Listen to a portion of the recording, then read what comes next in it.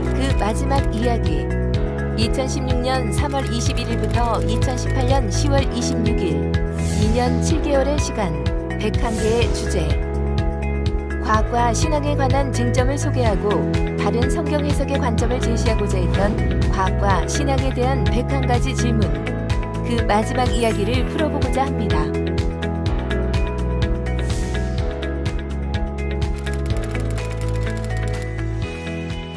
인터넷을 자료를 검색을 할 때 너무 일방적인 자료만 있고 좀 균형 잡힌 자료가 없다는 생각이 들었습니다. 저희는 그거보다는 좀 더 객관적이고 공정한 그런 정보 제공이 필요하다고 생각했기 때문에 저희는 종편 같은 영상이라기보다는 공영방송 같은 영상이 되기를 저는 좀 생각했던 것 같아요.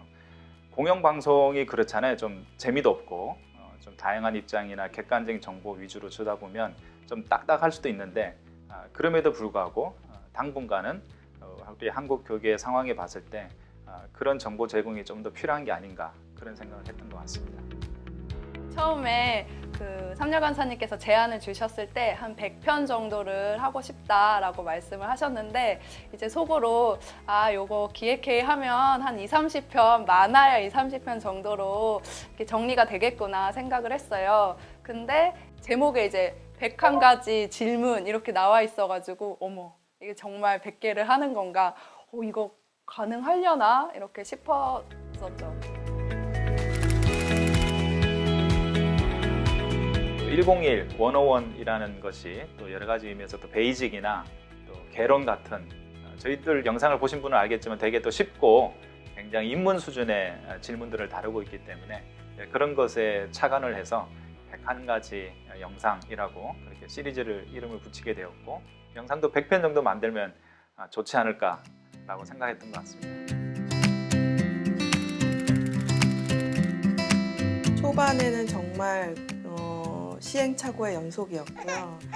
제가 공부를 일단 이 분야에 대해서 공부를 시작해야 됐고 101편을 끌고 갈 수 있는 어떤 포맷을 세팅하는 것이 굉장히 어려웠고 제 능력 밖의 일이 아닌가 싶을 때도 많았고 소재 찾기가 생각보다 쉽지 않았고 그리고 또 되게 좋은 소재가 나왔는데 이거를 10분 정도 영상에 설명하기에는 너무 난해하거나 또 막 좀 어려움이 있을 때 그래서 또 막 원고 쓰는 게 좌절될 때 그럴 때가 좀 많이 힘들었던 것 같습니다.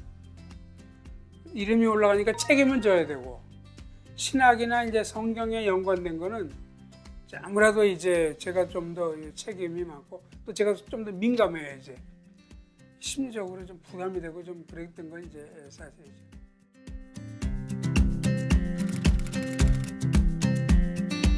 스튜디오에 가서 이제 찍었던 기억이 나는데 그때 그 분장을 너무 강력하게 해서 이게 강시처럼 하얗게 됐던 기억이 납니다. 그래서 그 영상이 나왔을 적에 어떻게 하면 이 영상을 다시 만들자고 할 수 있을까? 뭐 이런 이제 고민이 들 정도로 했던 기억이 납니다.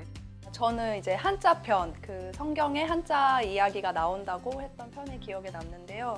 왜냐하면 저도 그 이야기를 이제 교회에서 들었었던 기억이 나거든요.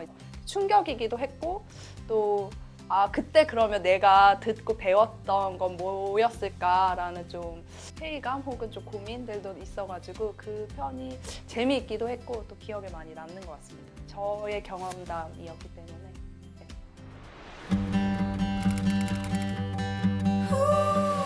저희가 이런 영상을 만든 것은 한 번 더 생각해보고 자신의 입장이 얼마나 근거가 있는지 또 다른 입장은 또 얼마나 그 나름의 근거가 있는지를 한번 생각해보자는 것이었는데 일방적인 굉장히 적대적이고 혐오 넘치는 표현들로만 인터넷상에서의 댓글들이 그런 것이 참 어떻게 보면 굉장히 안타까웠습니다. 이 자리를 빌어서 다시 한번 해명을 하자면 저희는 굉장히 복음주의적인 그런 가치와 정신 위에 있다고 말씀드리고 싶고 저희의 공식 입장을 묻는 사람들이 간혹 있어요.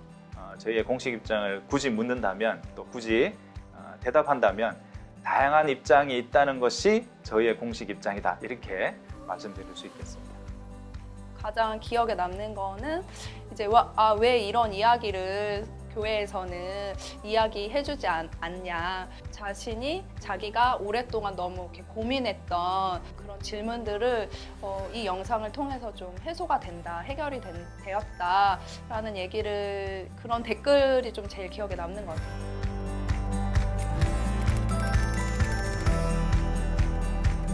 나와 상대의 의견이 다르면은 쉽사리 배척하고 뭐 이단이나 아니면 또 사입이다 아니면은 자유주의다 그렇게 공격하는 그런 풍토가 많은 것 같아요. 근데 그런 것이 아니라 상대방의 의견이 다름을 존중하고 그것이 막 틀린 의견이다, 내 의견이 무조건 옳은 게 아니라 이런 의견도 있고 저런 의견도 있구나 하면서 그렇게 함께 하나님 나라를 세워가는 게 저희 한국 기독교에 필요하다고 생각합니다. 그리고 그게 과학과 신앙이 아주 중요한 주제라고 생각하고 있습니다.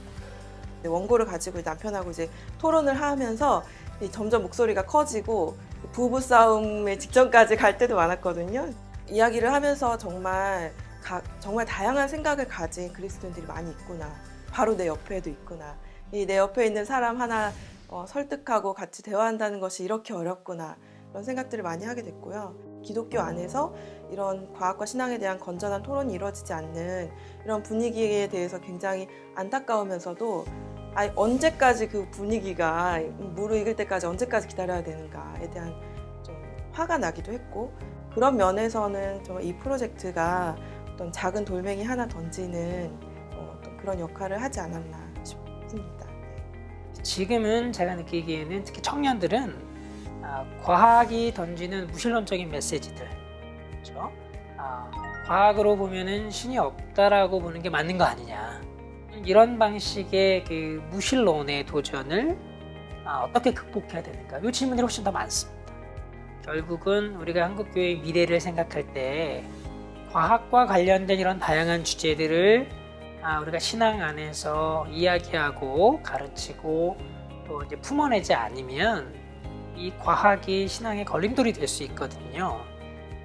저는 이 문제가 지금보다 훨씬 더 심각한, 굉장히 그 핵심적인 문제가 될 거라고 보고, 이런 작업들 우리가 지금부터 하는 것이 한국교회의 미래를 위해서 굉장히 중요하고 핵심적인, 우리가 꼭 해야 되는 필수적인 그런 그 작업이다, 그런 사역이다, 이렇게 생각합니다.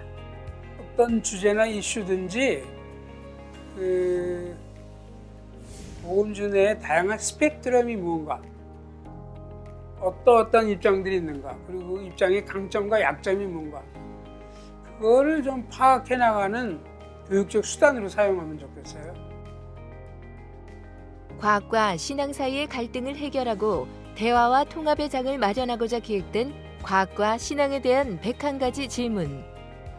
이 101가지 다 할 때까지 여기 내가 있을까라고 생각을 했는데 진짜 있게 돼서 기쁘고요. 놀랍다, 대단하다, 박수를 막 쳐주고 싶은, 그게 제 심정이에요. 또 인터뷰해주신 많은 또 선생님들이 계셨기 때문에 가능했고, 또 조언과 자문을 해주신 분들이 또 많이 계셨고, 그런 분들의 도움으로 여기까지 올 수 있었다는 생각이 들어서 감사드리는 내 마음이고요. 한국교회탐구센터는 앞으로도 과학과 신앙에 관한 참신하고 다양한 콘텐츠를 선보일 것을 약속드립니다. 시청해주신 여러분 감사합니다.